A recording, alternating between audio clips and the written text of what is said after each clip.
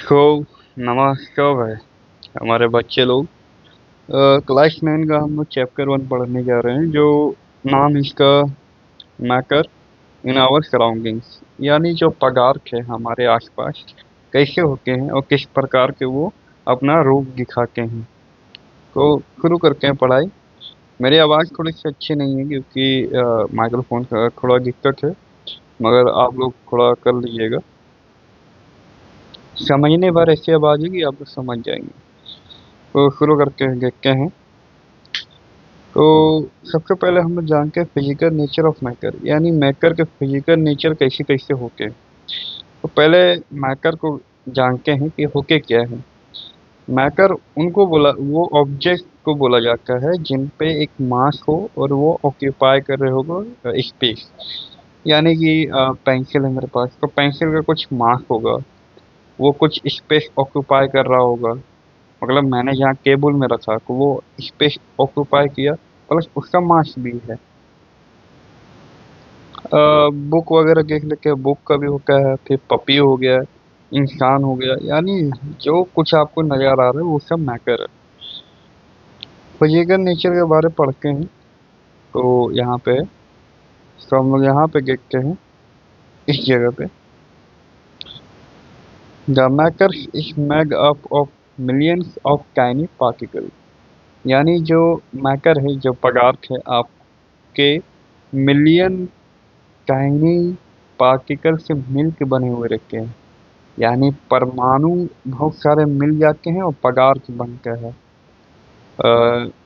Matter, आप समझ रहे होंगे कि मैटर जो रहता है वो ऑक्यूपाई भी करता है, प्लस उसका कुछ मास भी होता है। तो इससे पता चलता है कि उस पे बहुत सारे मिलियन टाइनी पार्टिकल से मिल के बना हुआ रहता है वो। Smell is an abstract concept and not matter, but smell of any substance is matter. Gases form substance which has mass and occupy space. जो आपको स्मेल करता है वो दिखता नहीं, मगर वो भी एक तरह का मैटर होता है। बहुत माइक्रोस्कोपिक लेवल में आपको देखना पड़ता है, कब आप समझ पाते हैं। तो हम लोग आगे चलते हैं। ये नोट्स है जो टॉप फॉर्म में आपको समझने में हेल्प करेगा। बुक वगैरह पढ़ने में आपको थोड़ा टाइम लगेगा, इसलिए मैंने आपका समय बचाने के लिए इस पे पढ़ा रहा हूँ। तो थोड़ा क्रैक्टरिस्टिक्स देख लेते हैं या प्रॉपर्टीज देख लेते हैं पार्टिकल्स ऑफ मैटर का। यानी इसका स्वरूप क्या होता है वो देखने में कैसे होते हैं। The particles of matter have space between them, यानी कि जितने भी मैटर है उन लोगों के बीच में गैप होता है। For example, the formation of sugar solution. एक उदाहरण लेते हैं कि हमने पानी में चीनी घोल दिया। चीनी घोल गया तो चीनी कहाँ चल गया। जब आप पानी में चीनी घोलते हो तो आपको पता नहीं रहता है कि कहाँ चल गया चीनी। असल में वाटर के मॉलिक्यूल का नाम होता है H2O। वो जो शुगर फॉर्म होता है वही उसके बीच में आके बैठ जाता है, इसलिए आपको दिखता नहीं। When we mix sugar solution the particles of one type of matter get into space between particles of the other. यानी कि जो शुगर होते हैं वो पानी का मॉलिक्यूल में जाके बैठ जाते हैं, इसलिए हम लोग को दिखते नहीं। जिस there is in space between particles of matter, इससे पता चलता है पार्टिकल्स के बीच में गैप होता है। The particles of matter are continuously moving, यानी जो पार्टिकल्स है वो हमेशा यहाँ वहाँ जाके जाएगा। आपको पूरा एकदम, मतलब मान लेते कि एक ये हो गया, एक मैटर हो गया, सॉरी, ये हो गया एक मैटर, ठीक है। तो इसका जो पार्टिकल्स जो होता है वो यहाँ वहाँ वहाँ घूमते रहता है, यहाँ जहाँ तहाँ घूमते रहेगा। ये कभी सीधा, मतलब कहीं पे जगह रुकेगा नहीं, ये खाली घूमते रहे, क्योंकि ये छोटे छोटे होते हैं पूरा, समझे। फिर हम लोग और पढ़ते हैं particles. For example mixing of ink in water. आपने कभी देखा होगा या कभी किया होगा कि जब पक्के में हम लोग पेन का इंक लगा देते हैं, कब वो पक्का जब आप पानी में छोड़िएगा कब वो आगे बढ़ने लगेगा। इससे पता चलता है कि पार्टिकल्स का जो मैटर के जो पार्टिकल्स होते हैं वो मूव करके रखते हैं, यहाँ वहाँ देख के रखते हैं। Particles of matter are Continuously they possess kinetic energy as the temperature rise, particles move faster, this means get weak, increase temperature, the kinetic energy, particles also increases. एक मैटर है उसका पार्टिकल है, ठीक है, पार्टिकल हिलते रह रहा है। अब इसमें आप देखिएगा कि जब हम लोग टेम्परेचर को बढ़ाते हैं तब जो पार्टिकल्स का जो मूविंग जो वो क्या है स्पीड होता है वो बढ़ जाता है, बहुत हद तक बढ़ जाता है, बहुत ज़्यादा। तो जैसे कि मान लेते हैं कि आपने एक तवा गरम किया और उस पे कुछ जलजीरा वगैरह डाल दिया तो वो छलके नहीं रहते हैं। वैसे इमेजिन करिए कि आपने जब टेम्परेचर बढ़ाया तो पार्टिकल्स और मूव करने लगे एकदम तेजी से। उदाहरण और भी दे सकता हूँ मैं, जैसे कुकर को ले लीजिए, कुकर में मैंने पानी डाला, पानी डाल के उसको गर्म कर दिया, अब वो क्या हुआ, भाप ऊपर तक जा रहा है, मतलब और ज्यादा स्पीड से जा रहा है। तो ये सब उदाहरण है।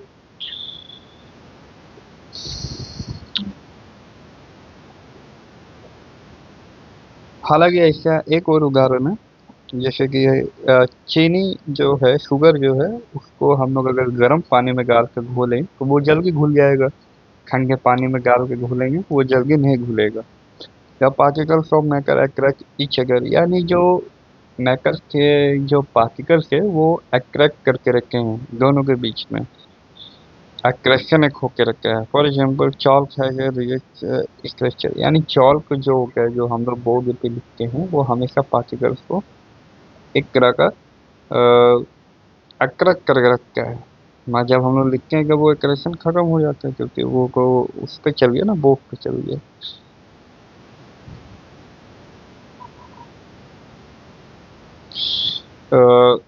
एक क्वेश्चन है, देखते हैं। A driver को कट करो water in which property maker guys over के go this so पाकिस्तान में है space between them we can go the force and attraction between them। हम लोग समझते हैं कि अ, जो एक डाइवर होता है, जैसे डाइव मारता है, आपने इंसान लोग को देखा होगा कि जब वो पानी में कूदते हैं तब अपना सिर आगे कर लेते हैं और पैर पीछे हो जाता है और वो कूद जाते हैं, उसे वो डाइव मारना बोलते हैं। तो वो डाइव किससे मार रहा है, पानी जब अलग हो रहा है तभी ना पानी के अंदर जा रहा है। पानी अलग किससे हो रहा है, क्योंकि एक्रेशन था वो बहुत कमजोर है, बहुत कमजोर है, तो वो थोड़ा सा हिलने पे वो अलग हो गया। तो उसी के दबाव से वो अपना डाइव मार लेता है और वो पानी के अंदर चला जाता है। ये क्वेश्चन बढ़िया था। और आगे हम लोग देखते हैं। ठीक है, तो हम लोग आते हैं स्टेट ऑफ मैटर के, यानी मैटर कितने प्रकार के होते हैं, पदार्थ जो बोलते हैं हिंदी में वाक्य होता है, वो कितने प्रकार के होते हैं। तो एक सॉलिड होता है, एक लिक्विड होता है और एक गैस होता है। सॉल हालांकि 5 गो होते हैं, मैं आपको बता देता हूँ गो के और नाम। बोस, आइंस्टाइन, एक होता है, अच्छा छोड़िए अभी के लिए आप लोग मत जाने कि अभी यहाँ किंग का विवरण दिया हुआ है, अभी और आप लोग आगे जाएंगे तब वो सब पढ़िएगा। सॉलिड के बारे यहाँ दिया हुआ है, the particles of solid are very close to each other, they have negligible space between them and they vibrate in their place। Solid particle जो होते हैं उनका अट्रैक्शन बहुत ही ज़्यादा होता है और वो स्पेस जो होता है, स्पेस जो होता है उन लोग के बीच में वो बहुत ही कम होता है। यहाँ कुछ दिए गए हैं मोस्ट इम्पोर्टेंट प्रॉपर्टी जो आप याद कर सकते हैं, आप इसको समझ सकते हैं। मैं आपको बताता हूँ कौन से हैं, ये वाले हैं ABCDE, हाँ ये वाले हैं, तो आप इन्हें समझ सकते हैं। तो पढ़ते हैं। The particles of solid have a strong intermolecular force of attraction between them। ये को आप समझ गए हैं कि उन लोग के जो बीच में जो अट्रैक्शन होता है वो बहुत ही ज़्यादा होता है, इसलिए उन लोगों को तोड़ना थोड़ा मुश्किल होता है। The solid has fixed shape and volume, यानी सॉलिड का जो शेप होता है और जो वॉल्यूम होता है वो फिक्स्ड होता है, वो बदल नहीं सकते हैं आप ऐसे ही।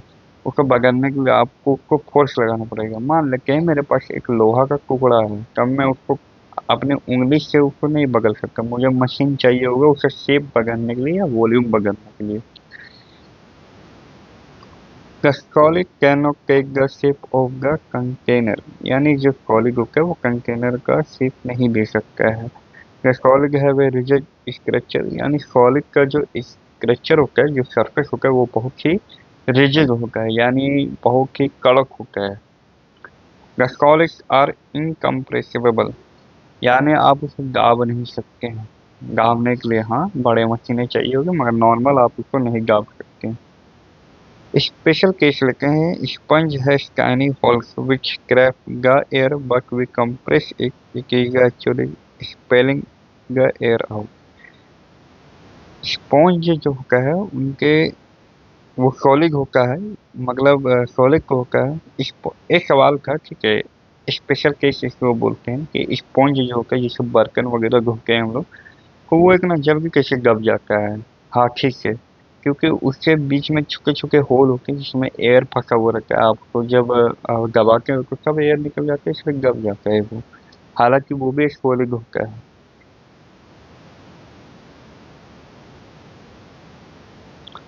अब आप पूछोगे कि रबड़ बैंड भी सॉलिड होता है, तो वो अपना वो सॉलिड होने के नाते वो स्ट्रेच है, मतलब शेप कैसे चेंज हो जाता है। Rubber band can change shape by stretching and can regain after removing force, यानी रबड़ जो होता है आप उसको शेप चेंज कर दोगे, मगर जब आप छोड़ोगे रबर को तो वो अपने शेप में आ जाएगा। When you rotate the hourglass, the sand flows like a liquid. When you observe its particles in isolation, you will find that each particle has a fixed shape, and so a, we when a large amount of sand is poured, it will look like a floor. अब जब ये एक our glass होता है जिसमें समय का एक बताया जाता है कि जैसे जैसे समय बीत रहा है तो वो रेत वहां से गिर रही है। ऐसे गिर के है कि जैसे कि वो एक पानी की जैसे हो, मगर पानी नहीं रहता है, वो सॉलिड होता है। अब हम लोग बात करेंगे लिक्विड के बारे में। पानी समझ लीजिए, पानी हो कोई भी फ्लो होने वाली चीज वो लिक्विड कहलाती है। The particles of liquid are slightly far from each other, यानी जो लिक्विड के जो पार्टिकल्स होते हैं वो थोड़े बहुत अलग होते हैं, स्लाइटली थोड़ा सा दूर होते हैं लिक्विड एक सॉलिड के मुकाबले। So the forces of attraction between the particles are not so strong and particles can move freely. Attraction कमजोर होने की वजह से लिक्विड कहीं भी फ्लो हो सकता है। उनके बीच में थोड़ा थोड़ा स्पेस होते हैं, इसलिए वो प्रॉपर्टीज दिखाते हैं लिक्विड के। तो यहाँ देखते हैं क्या क्या प्रॉपर्टीज है। Number 8, the particles of liquid have the intermediate intermolecular force of attraction between them, यानी उनके बीच में इंटरमोलिकुलर फोर्स ऑफ अट्रैक्शन होते हैं। The liquid has no fixed shape but has a fixed volume. Liquid जो होते हैं उसका फिक्स्ड शेप नहीं होगा, क्योंकि यहाँ अगर हम पानी को गिलास में रखें तो वो गिलास में आ जाएगा। अगर मैं वही पानी को बोतल में रखूंगा तो बोतल में आ जाएगा, कोई भी शेप ले लेगा, मगर वॉल्यूम आपका फिक्स्ड रहेगा। अगर मैं गिलास जितना पानी लिया हूँ और अगर अगर बोतल में डाला हूँ तो वो गिलास ही जितना पानी बोतल में ही रहेगा, पूरा एक बोतल नहीं भरेगा। इसको समझ गए आप। The liquid has no rigid structure, यानी उसका कोई भी रिजिड स्ट्रक्चर नहीं होता है, वो स्मूथ होते हैं। लिक्विड आर इनकम्प्रेसिबल, ये बहुत ही लॉजिक वाला कॉन्सेप्ट है, आपको जानना होगा कि लिक्विड कभी भी कंप्रेस नहीं हो सकता है।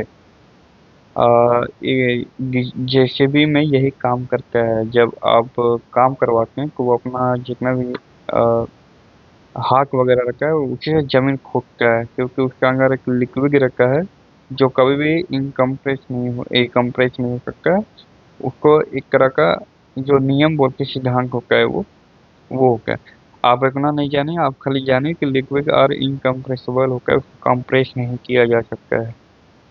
लिक्विड कैन फ्लो इजीली, ये तो आपके लिए आसान है, वो आराम से कहीं भी फ्लो हो सकता है। आगे देखते हैं।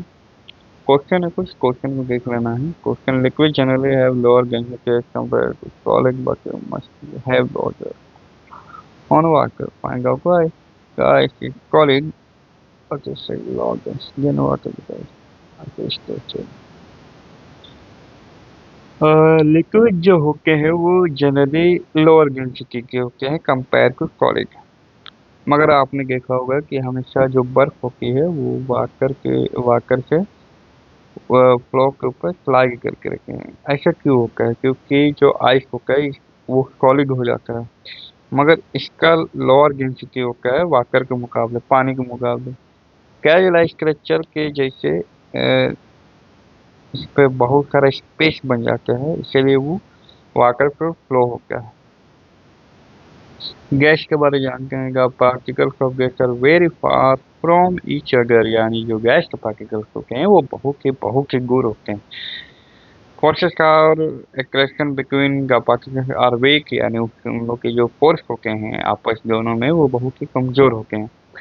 Particle can move freely easily, हाँ ये तो आप लोग जान ही रहे हैं कि वो कहीं भी जा सकते हैं। हवा को देख लीजिए, हवा कहीं भी जाके रहता है। उन लोग के बीच में स्पेस बहुत ज्यादा होता है, इसलिए ये प्रॉपर्टीज को दिखाते हैं। The particles of gas have a weak intermolecular force, यानी जो पार्टिकल्स होते हैं वो गैस के, उनके बीच में बहुत ही कम इंटरमोलिकुलर फोर्स होते हैं। उनका ना कोई शेप होता है और ना ही कोई वॉल्यूम होता है, क्योंकि वो अपने शेप या अपने वॉल्यूम की मदद से कहीं भी आ जा सकते हैं। यहाँ पे लिखा हुआ है सी नंबर लिखेगा, gas can take the shape of container. जो गैस होता है वो शेप का कंटेनर ले सकते हैं। जैसे कि बताते हैं, अम, मैंने एक डब्बा लिया और उस पर हवा भर दिया तो वो अपना कंटेनर जैसा शेप का ले लिया। गैस इग्नोर सरफेस, मतलब कोई भी रिजिड स्ट्रक्चर नहीं होता, वो स्मूथ ही होते हैं। गैस जो होता है वो कंप्रेसिबल होते हैं। आपने हवा भरने वाला देखा होगा, तो जब हवा भरते हैं, जब उसमें हवा जाता है, एयर जाता है उस पंप में, तब वो कंप्रेस हो जाता है, एकदम छुकक हो जाता है। The gas can flow easily, gas आराम से कहीं भी फ्लो हो सकते हैं।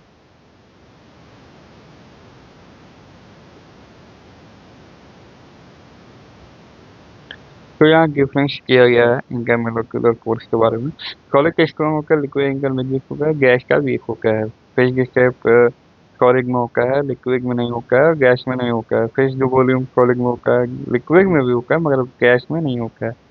Shape of the container solid में नहीं होता है, मगर लिक्विड और गैस में होता है। रिजिडिटी जो होता है वो खाली सॉलिड में होता है, लिक्विड गैस में नहीं होता है। कंप्रेसिबिलिटी जो होता है वो सॉलिड में नहीं होता, लिक्विड में नहीं होता, मगर गैस में होता है। फ्लूइडिटी सॉलिड में नहीं होता है, गैस में होता है और लिक्विड में भी होता है।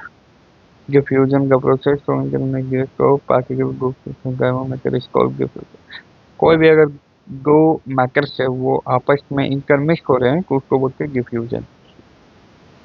गागर of the rate diffusion is state of matter, यानी डिफ्यूजन का जो रेट होता है, जो प्रक्रिया होती है, उसका बहुत अलग अलग जगह पे होता है। जैसे गैस का बहुत ज़्यादा होता है, लिक्विड का उससे थोड़ा कम होता है और सॉलिड का सबसे कम होता है। The rate of diffusion increase temperature, यानी आप जब डिफ्यूज कराओगे कोई भी मैटर को, तो अगर आप टेम्परेचर बढ़ाओगे तो वो उतना बहुत जल्दी से डिफ्यूज होगा, और अगर आपने टेम्परेचर कम रखा है तो वो उतना जल्दी डिफ्यूज नहीं होगा। क्योंकि आप जान रहे हैं कि टेम्परेचर इंक्रीज करने से काइनेटिक एनर्जी भी बढ़ती है पार्टिकल्स के। आगे देखते हैं हम लोग। सो यहाँ पे बहुत इंपॉर्टेंट चीज़ है, आप लोग को याद करना बहुत जरूरी है। मैटर जो होते हैं वो अपने स्टेट चेंज कर सकते हैं क्या? जी हाँ, वो कर सकते हैं। जैसे सॉलिड का हो गया, तो सॉलिड का हो गया जैसे मेल्टिंग में जाना, पिघलना उसको बोलते हैं। तो ये हो गया। फिर अगर इसको गर्म करके तो ये भाप बन जाएगा, वाटर वेपर। अगर इसको कंडेंस करके तो ये कूल हो जाए, कूल पानी बन जाएगा। और जब इसको पानी बन जाएगा तब इसको कूल करेंगे तो ये फ्रीजिंग करेंगे तो बर्फ बन जाएगा। तो ऐसा होकर रखा आपका गैस में इवेपोरेशन होता है, फिर वाटर वेपर बनता है। इसको अगर कंडेंस कर दिए तो ये फिर लिक्विड में आ जाएगी। लिक्विड से अगर फ्रीज करेंगे तो ये बर्फ में आ जाएगा। तो ऐसे प्रोसेस होके रखे हैं आपके। गैस आगे स्टेज में जो स्टेज इंटर कन्वेंट, हाँ इनको भी मेल्टिंग और फ्यूजन। पहले हम समझते हैं मेल्टिंग और फ्यूजन क्या होता है। The process in which substance change is state from solid to liquid is called melting और फ्यूजन, यानी दोनों ही कह सकते हैं, मेल्टिंग और फ्यूजन दोनों एक ही बात होती है। समझ लेते हैं कोई भी कार्य हो रही हो और उसमें एक सॉलिड है वो लिक्विड के फॉर्म में आ रहा हो, उसी को बोलते हैं मेल्टिंग या फ्यूजन। या टेम्परेचर एक विच solid start conversion into liquid atmospheric pressure is called melting point, यानी एटमॉस्फेरिक प्रेशर में जब कोई चीज मेल्ट हो रही हो उसी को बोलेंगे melting point. For example melting of ice cream, ice cream जो होता है आपका वो एटमॉस्फेयर में पिघलने लगता है तो उसी को बोलते हैं, उसका जो मेल्टिंग पॉइंट होगा वो वही होगा। जैसे मेरे घर के तापमान है 21 या 25 डिग्री और उसी में मेरा आइसक्रीम पिघल रहा है, उसका मेल्टिंग पॉइंट वही हुआ। अगर 23 डिग्री से कम है तो वो मेल्ट नहीं होगा, उसका मेल्टिंग पॉइंट अभी आया नहीं। मैं 23 डिग्री के बाद अगर वो पिघलने लगा तब उसका मेल्टिंग पॉइंट आ गया मतलब।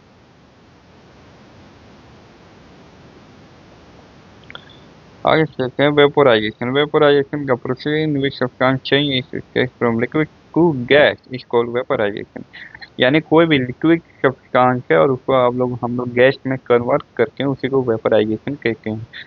अब इसमें क्या होता है कि temperature at which the liquid start converting into gas atmosphere is called boiling point, for example the formation of steam, यानी कि बॉइलिंग पॉइंट किसको कहते हैं, एटमॉस्फेरिक प्रेशर में अगर वो वेपराइज करने लगे उसी को हम लोग बॉइलिंग पॉइंट कहते हैं। जैसे पानी का मान लेते हैं कि पानी का 100 डिग्री सेल्सियस होता है। जैसे स्टीम मान लेते हैं, स्टीम जो गर्म भाप का है वो होता है। Freezing of solidification, the process in which substance changes from liquid to solid is called solidification or freezing, for example formation of ice, यानी कोई भी सब्सटेंस अगर लिक्विड है अगर वो सॉलिड में कर रहे हैं तो उसको हम लोग बोलेंगे सॉलिडिफिकेशन। इसका उदाहरण है आपका पानी आपने रख दिया फ्रिज में, लिक्विड था फिर वो सॉलिड हो गया, वो बर्फ बन गया, तो उसी को सॉलिडिफिकेशन बोल सकते हैं या फ्रीजन बोल सकते हैं। सब्लिमिनेशन ये वाला थोड़ा इम्पोर्टेंट है, आपको याद करने की जरूरत रहेगा ये वाला, ये गे नंबर, तो इसको आप लोग थोड़ा बढ़िया से याद कर लीजिए, कॉन्सेप्ट समझ लीजिएगा। The process in which the substance change its state from solid to gas is called sublimination, for example sublimation of dry ice. समझते हैं सब्लिमेशन क्या होता है, कोई भी अगर सब्सटेंस है अगर वो सॉलिड से गैस में जा रहा है तो उसी को बोलते हैं सब्लिमेशन। एक और उदाहरण है कैम्फर, यानी कपूर को आप जब देखोगे जब उसको जलाओगे तो वो लिक्विड फेज में आता ही नहीं है, वो डायरेक्ट गैस फेज में चल जाएगी यानी गैस फॉर्म में चल जाता है, वो उसी को बोलेंगे सब्लिमेशन। तो आगे चल के हम लोग जागे नहीं है अब, ये सब आप लोगों को कम याद करने होंगे क्योंकि आपका आगे वाले क्लास में ये सब काम आएगा। Condensation, the process in which substance change from gas to liquid is called condensation. कोई गैस है अगर वो लिक्विड में आ रहा है तो उसको हम लोग कंडेंसेशन बोलेंगे। एक उदाहरण लेते हैं कि फॉर्मेशन हो रहा है वाटर ग्लोबुलस का ऑन द कोल्ड सरफेस, यानी कुकर जो होता है, कुकर जब आप कोई चीज़ गर्म कर रहे हो और आप उसको ऊपर में थाली रख दिए हो, जब थाली को आप लोग देखोगे तो उस पर वाटर वेपर का ये वाटर ग्लोबुलस चिपका हुआ है क्योंकि वो कंडेंस हो गया है, वो गैस से वो लिक्विड में आ गया है, इसी को बोलते हैं कंडेंसेशन। डिपोजिशन एक होता है the process in which substance change from gas to liquid is called deposition, formation of frost on the leaves। ऐसा प्रोसेस जिसमें जो गैस होता है वो सॉलिड के फॉर्म में आ जाता है। बहुत सारे एग्जाम्पल हो सकते हैं मगर एक उदाहरण यही है कि आपका जो पत्ते होते हैं उसमें फ्रॉस्ट जम जाते हैं। इफेक्ट ऑफ टेम्परेचर पढ़ते हैं हम लोग आगे, क्या बताया गया है ये थोड़ा सा इम्पोर्टेंट मेरे को लग रहा है। हाँ, when the temperature of matter is increased the kinetic energy of the particle also increases यानी हाँ ये तो आप जान ही रहे हैं कि आप जब टेम्परेचर इंक्रीज करोगे तब उसका काइनेटिक एनर्जी भी इंक्रीज हो जाएगा पार्टिकल का, जब आप उसको डिक्रीज करोगे तब जो पार्टिकल नेचर है वो भी डिक्रीज हो जाएगा क्योंकि decrease kinetic particles matter start coming closing and strong इनका मोलिकुलर वाइब्रेशन है जो पार्टिकल उसका गेयर मोशन, यानी जब आप टेम्परेचर कम कर दोगे बहुत जगह का, तब वो अपने पास आ जाएंगे, बहुत पास आ जाएंगे और वो अपना वाइब्रेशन कम कर देंगे। क्या relation of kelvin and Celsius scales को बेलो, ये आपको थोड़ा इम्पोर्टेंट है, मैं यहाँ मार्क कर देता हूँ, आप यहाँ देख लीजिए। इसको बोलते हैं केल्विन एंड सेल्सियस टेम्परेचर।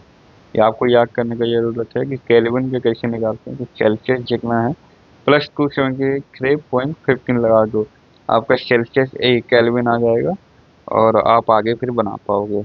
ये न्यूमेरिकल में जाकर पूछेगा तो इसको याद कर लीजिएगा। कॉन्सेप्ट ऑफ लैटेंट हीट, ये थोड़ा सा इम्पोर्टेंट है। एक heat require to destroy force within particle by keeping temperature constant. Latent heat को बोलते हैं जो पार्टिकल्स को दूर करने में हेल्प करता है या तोड़ने में हेल्प करता है। The amount of heat energy was required to change 1 kilo of solid into liquid at a small very melting point known as latent heat of fusion।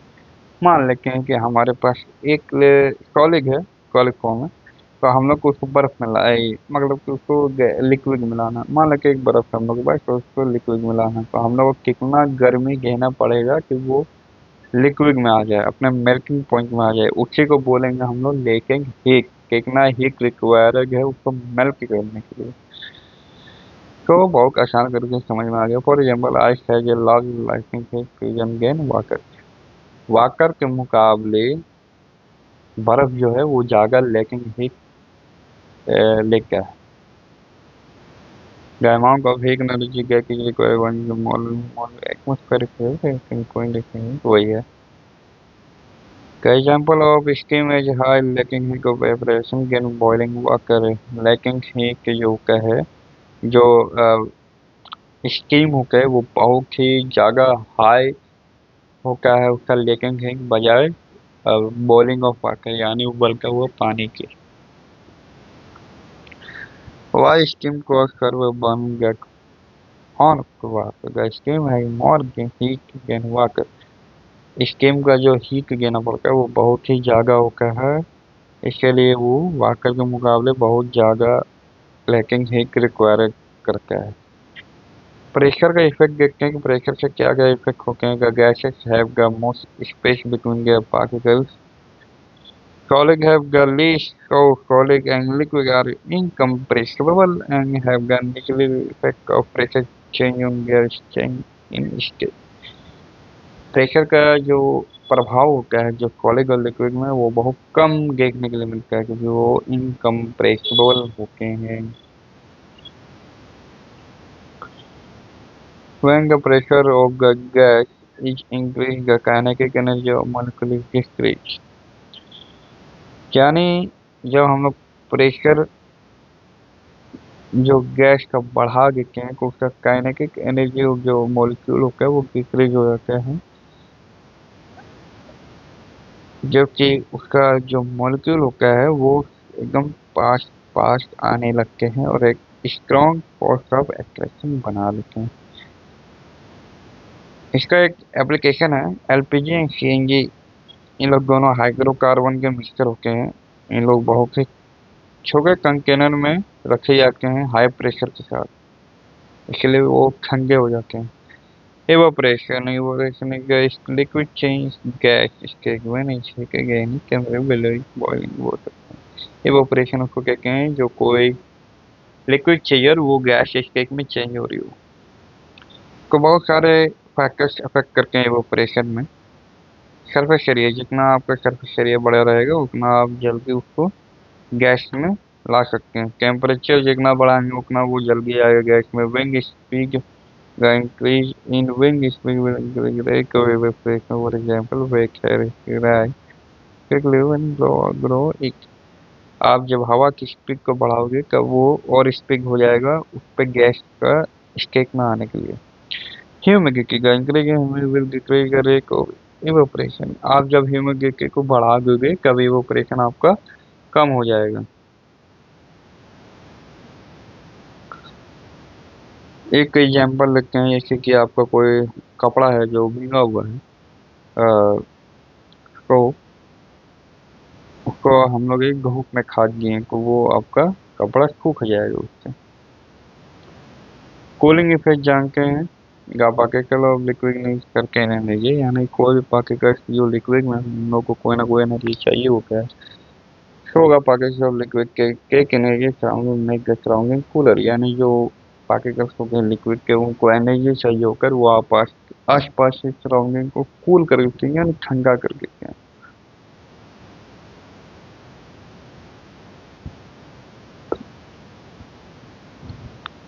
इसका एक बहुत अच्छा एग्जाम्पल है, जैसे कि घड़ा में हम लोग पानी रखते हैं तो पानी ठंडा कैसे होता है, क्योंकि घड़ा में छोटे छोटे होल होते हैं, वहीं से पानी बाहर निकलता है। जब पानी बाहर निकलता है तो वो गर्मी को लेकर बाहर निकलता है और अपने पीछे ठंडा को छोड़ देता है, इसीलिए घड़ा जो रहता है वो ठंडा हो जाता है और उसका पानी भी ठंडा हो जाता है।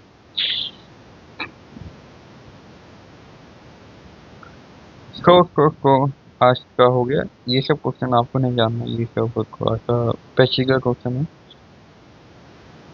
तो हम लोग यहाँ पे पूरा एकदम खत्म कर दिए हैं, मैं करीन आउट कराऊंगी कुछ 30 मिनट में, 30 या 31 मिनट में। तो थैंक यू। आप लोग मेरे चैनल में आए और आप लोग पढ़ाई की, इसके लिए धन्यवाद, शुक्रिया।